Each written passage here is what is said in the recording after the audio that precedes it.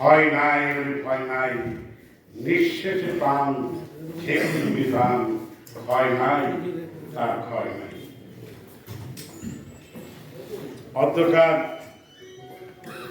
দেশনেত্রী খালেদা জিয়ার মহাপ্রয়াণের শোক সভার সম্মানিত সভাপতি বীর মুক্তিযোদ্ধার জন্য দাঁড়িয়েছি, তার সম্বন্ধে আলোচনা করে শেষ করা যাবে না। দেশের যখন ক্রান্তি লগ্ন আসে তখনই কিছু ব্যক্তি জন্ম নেয় এবং আসে দেশের কল্যাণের জন্য। সেই মহামানব তার মধ্যে পড়ে বেগম খালেদা জিয়া। দেশের ক্রান্তি লগ্নে আওয়ামী লীগের যে দুঃশাসন ছিল, সেই দুঃশাসনের মানুষ যখন অতিষ্ঠ হয়ে পড়েছিল, মানুষগুলোকে কচু খেজু খাওয়ি দেশ শাসন করেছিলেন। দিন গেলি রাত পোহালি দেখা যেত একটা মৃত লাশ, কোথাও না কোথাও প্রতিদিন লাশ আসতো। ভাত চাই বললে ভাতের পরিবর্তে আসতো বলে সেই স্বৈরাচারী শেখ মুজিবের যখন মৃত্যু হয় তখন দেশেরই অবস্থা। জন্ম নিয়েছিলেন, ক্ষতিও হয়েছিলেন শহীদ জিয়া, রাষ্ট্রপতি জিয়া রহমান। এই দুর্দশায় এসে উনি জাতির এই ক্রান্তি লগ্নে হাল ধরে মানুষগুলোকে একটা রাজনৈতিক এবং অর্থনৈতিক দিকেই সে একটা স্থিতিশীলতায় নিয়ে এসেছিল। এবং উনি সার্ক সম্মেলনের মধ্যে দিয়ে পার্শ্ববর্তী দেশগুলোকে একটা আন্তরিক দেশ হিসেবে গড়ে তোলা সফল হয়েছিলেন। সেই শহীদ রাষ্ট্রপতি জিয়া রহমানের যখন দুর্বৃত্তরা হত্যা করলেন, তারপরে অরাজকতা চললেন, হাত ধরলেন বিএনপি ছাত্র সাহেব, তারপরে আরো অরাজকতার মধ্যে চলে আসলেন।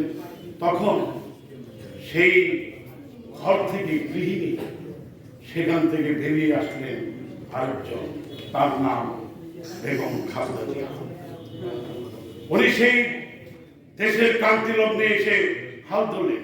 স্বৈরাচারী সাদ সাহেবের যে অত্যাচার, সেই অত্যাচারের বিরুদ্ধে উনি রুখে দাঁড়ালেন। সে আর ঘরে থাকতে পারেন, এই মহামানবরা ঘরে থাকতে পারে না। তাই জাতির ক্রান্তি লগ্নে বারবার এইসব মহামানবরা জন্ম হয়, উদিত হয়। সেই মহামানব একটা মহাকাব্যের মহাপ্রয়াণ হয়েছে, সেই উপলক্ষে আজ দাঁড়িয়েছি। তার সম্বন্ধে বলার মতো কিছু নেই, তবে তিনবার প্রধানমন্ত্রী হয়ে প্রমাণ করে দিয়েছেন যে উনি শহীদ রাষ্ট্রপতি জিয়া রহমানের যোগ্য উত্তরসূরি, সে প্রমাণ করে দিয়েছেন। তাই তাকে আমার বাংলাদেশের সামনে দল এবং জাতীয়তাবাদী সমাজ জোটের পক্ষ থেকে তার নামের উপর সশ্রদ্ধ ছাড়ান। বন্ধুগণ, আমার বক্তব্য দীর্ঘায়িত করবো না। এখানে যিনি বসে আছেন, এই বেগম খালেদার সাথে একসাথে রাজনীতি করেছেন, একসাথে দেশ গঠন করেছেন, কাজে আমার কিছু বলার নেই। তবে বেগম খালেদা জিয়ার এই আরো কিছুদিন বেঁচে থাকার প্রয়োজন ছিল দেশের জন্য। হারিয়ে গেছে, দেশের অনেক ক্ষতি হয়ে গেল, যে ক্ষতি সাধিত হওয়া অনেক কষ্ট হবে।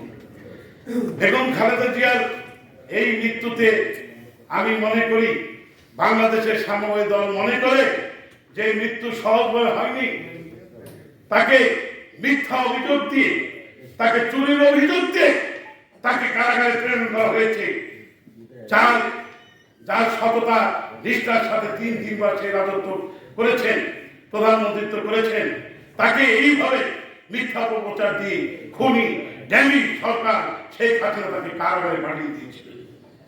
বন্ধুগণ, সেই কারাগার থেকে তাকে শুরু প্রয়োজনের মতো একটু একটু করে তাকে হত্যার দিকে, মৃত্যুর দিকে এগিয়ে নিয়ে গেছেন সেই শেখ হাসিনা।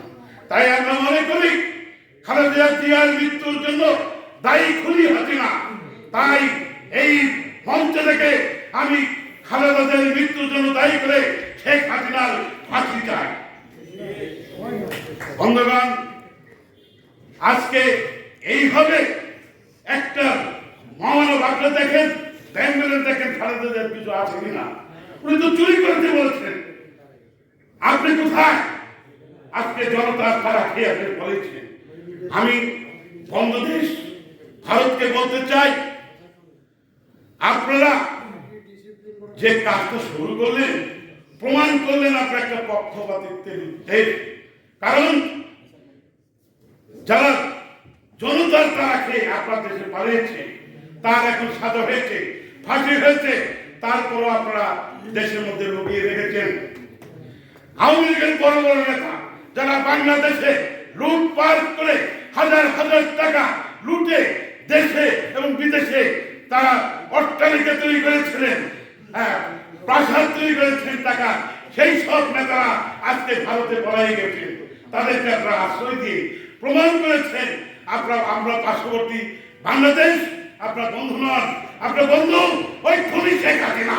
সেই ঠিকানার এই বিচারে আপনাদের আগামী দিনে সেই নির্ভর করবে আপনাদের সাথে সম্পর্ক থাকবে কি থাকবে না। বন্ধুগণ, আমার বক্তব্য দীর্ঘায়িত করব না, তবে উনি দেশে আরেকজন বেঁচে থাকলে আমাদের অনেক দেশের জন্য আমরা হারালাম একজন দেশপ্রেমিক ত্যাগী নেতা, দেশ হারালো মা। তাই এই মায়ের শেষ দিনে আমি বলতে চাই, আল্লাহ তাআলা নিশ্চয়ই ওনাকে জান্নাতের ফেরদৌস দান করবেন, এই আশা ব্যক্ত করছি। সেই সাথে সর্বশেষ সবাইকে ধন্যবাদ দিয়ে আমার এখানে বক্তব্য শেষ করছি। ধন্যবাদ।